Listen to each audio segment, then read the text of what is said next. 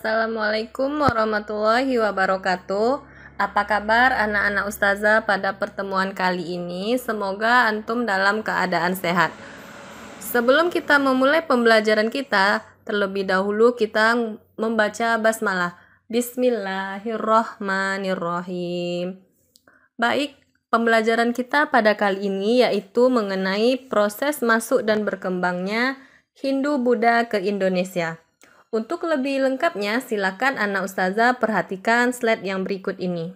Nah, tujuan pembelajaran kita pada kali ini yang pertama untuk mengetahui proses masuknya agama Hindu-Buddha ke Indonesia.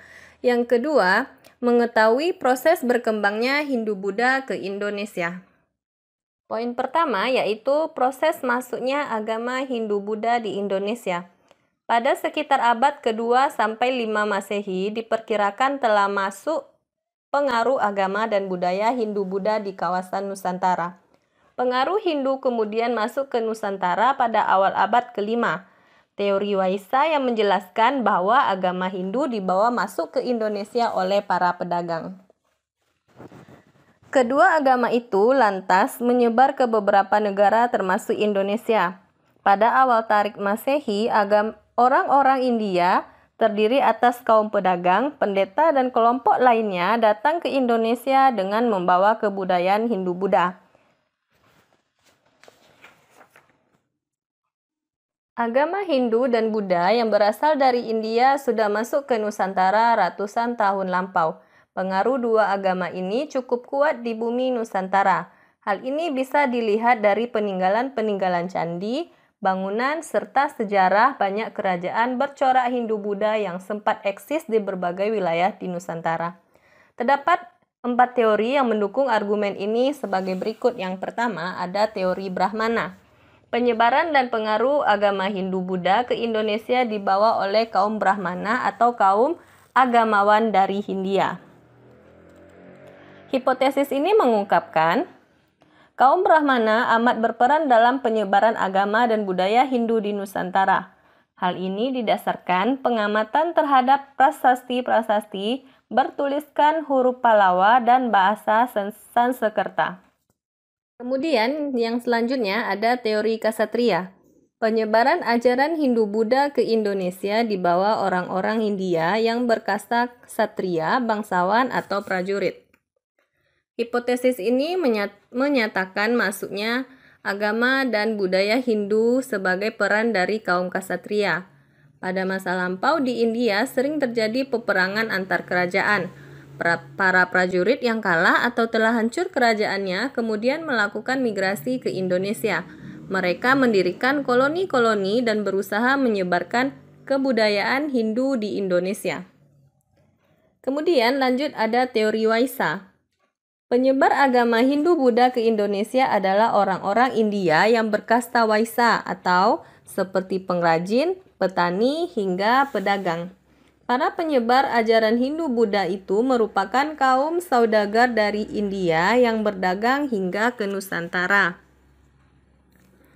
Menurut hipotesis ini, kaum Waisa yang berasal dari kelompok pedagang telah berperan dalam menyebarkan agama dan budaya Hindu ke Indonesia. Kemudian yang keempat, ada teori arus balik.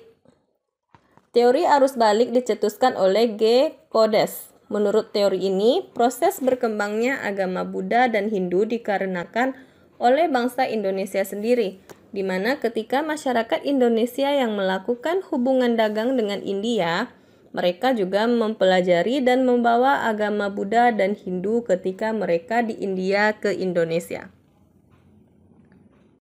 Kita lanjut pada slide berikutnya. Awal munculnya agama Buddha dimulai pada abad ke-6 Masehi sampai sekarang. Agama Buddha ini muncul saat lahirnya Sang Buddha Siddhartha Gautama.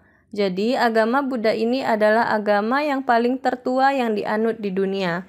Agama ini masih dalam perkembangan hingga sekarang. Begitu pula ditambah unsur-unsur kebudayaan India dan kebudayaan Yunani, Asia Tenggara, dan Asia Timur. Agama Buddha ini disebar melalui raja yang bernama Asoka.